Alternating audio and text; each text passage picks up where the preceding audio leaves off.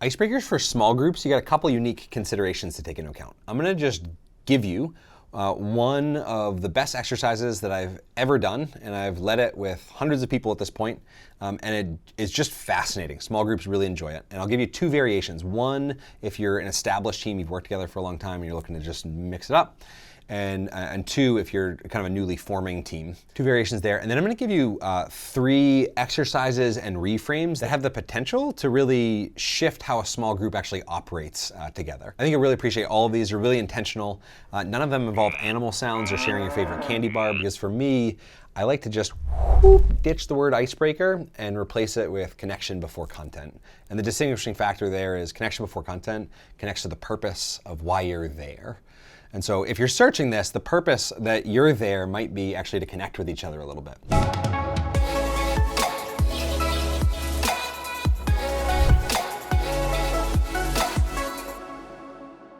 So the first exercise that I'll throw out, I've named 60 removal.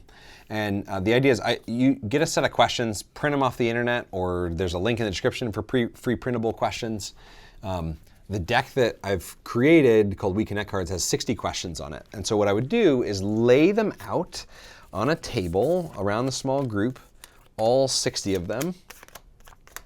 And if you're an established team, and the first team I did this with was actually an HR group of 6 HR leaders that had all worked together for a minimum of several years. And they knew each other really well. And they asked me to come invite me to come in and lead an Icebreaker team building session with them. It's like, you've worked together for years, what's going on? And so I, as a litmus test, gave them the task of just remove every question that you feel like you could answer for the rest of the group. They removed 3 questions. Out of a deck of 60 questions, a group that has worked together for a minimum of several years, a couple had worked together for several decades, they could remove 3 out of 60 questions. And so that was an amazing, really profound moment for me to just be able to say, like, interesting, not bad, good, otherwise. I'm just curious, what do you think about that? And if anything, what do we want to do about it? And they said, ooh, well, there's 57 left. I want to pick the ones I'm curious about and ask them. And so we had this conversation continue to unfold where they had actually, and this is round 2, if you're a newly forming team, I guess, or an established team, just invite people to choose 2 to 3 questions that they're genuinely, naturally curious to know about the other folks in your small group. And the magic of this is you, as the leader or facilitator or host, you're not the one deciding what the group talks about. They're the ones deciding what the group talks about. And so you're guaranteeing that the conversation is meaningful and relevant because they opted into it. And that amount of agency and choice, that challenge by choice, is just like sets you up for a really good conversation that actually breaks the ice, that actually creates lasting connection. Now, I met this lovely human being named Michelle Drapekin, who is an expert in motivational interviewing. And she introduced the language to me, which I guess most therapists on the planet might already know, of change talk versus sustain talk. So change talk is, I'm starting to talk about doing something new. So if I want to be a little bit more healthy, I'm starting to talk about my plans to walk a couple times a day. Sustain talk, I'm just complaining about my bad habits and how I eat terrible food and how I never exercise. I'm just sustaining that narrative and I'm just embedding that story.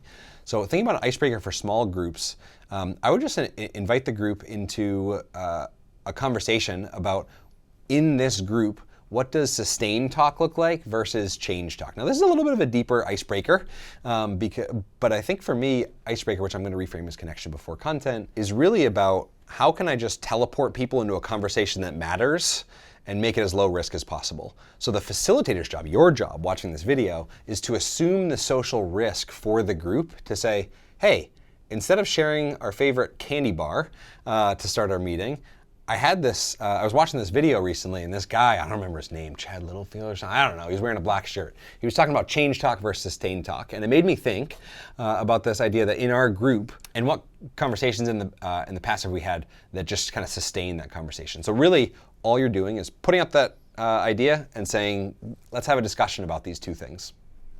Call it a Philosophy 101 class. For 5 to 10 minutes, I think that can be a profound, relatively low risk but meaningful icebreaker for a small group. On a related note, this author hero of mine, Peter Block, lovely human being, and he talks about, I had lunch with him recently, and he said something to the effect of like, I'm so sick of talking about problems. Talk to me about possibility. And so I think this is a really meaningful icebreaker for a group to ask the question, what is a problem you really care about? So you have everybody share, what's a problem you really care about solving or addressing? And you get all of that out and you have everybody share. You say, cool, we're gonna go around again and we're gonna share again. Related to that problem, what is a possibility that you see emerging from that problem? So what's something, if some meaningful change happened, what's a possibility that could arrive? So just a real life, authentic example for me. Oh, I don't think our culture of social media and the amount of consumption that we're doing right now is sustainable. I think that it is isolating us to extreme degrees.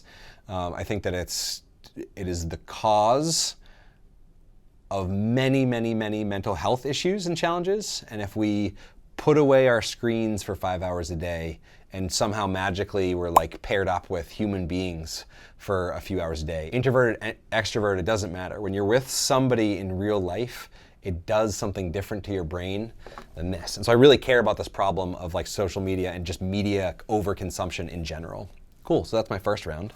Second round comes back to me. It was like, and the possibility that I see, I heard the Surgeon General recently say, like on the back of cigarettes, we have a warning label now. And for the most part, culturally, at least in the US, we're not a big smoking culture now. We used to be. You used to be able to smoke on an airplane, right? And so the idea of having a warning label and just a movement that is really highlighting the effects that these little black boxes are having on our brains, and having everybody watch documentaries like The Social Dilemma in school, raising that level of education, that's a possibility that I just see us creating a much more healthy balance with our technology, and that really excites me. So do you see how in a small group, it paints a really nice picture and a bridge between like problem and possibility? If you knew that for 6 people in your group, it would create this hook that would allow you to follow up with those people for months afterward. Of like, hey, what's something new you've learned about the problem? Or what's some progress you've made toward that possibility, right? It allows you to check in. I think good icebreakers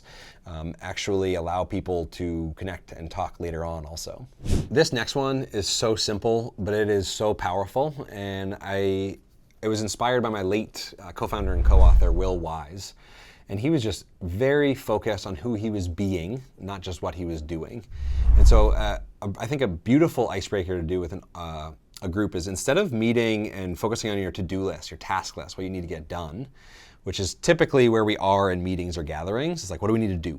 Start out as an icebreaker with a to-be list and simply ask the question or acknowledge what I just did. Hey, we are human beings, not actually human doings, but we're gonna focus on our work today. So for just 2 minutes before we get started, I'd love to just create a to-be list. How would you like to be in this meeting? Would you like to be curious, action-oriented, focused, playful? How would you like to be? And just have everybody go around and share how the state that they would like to be in. And it turns out when you have somebody state an intention of how they wanna be, they're actually vastly more likely to be that way in the meeting. It's like the coolest little hack or trick to have a much more productive, engaged, thoughtful, meaningful gathering. Now, if you want the absolute, in my humble opinion, best form of ice-breaking, team building, etc., which I would call connection before content, and a full little mini master's degree in that, you should totally check out this deeper video training for free. It's just a click away to a YouTube video titled Connection Before Content, in my humble opinion, best icebreaker and team builder. I am Chad Littlefield. I do this for a living with some of the coolest organizations on the planet. Have an awesome day.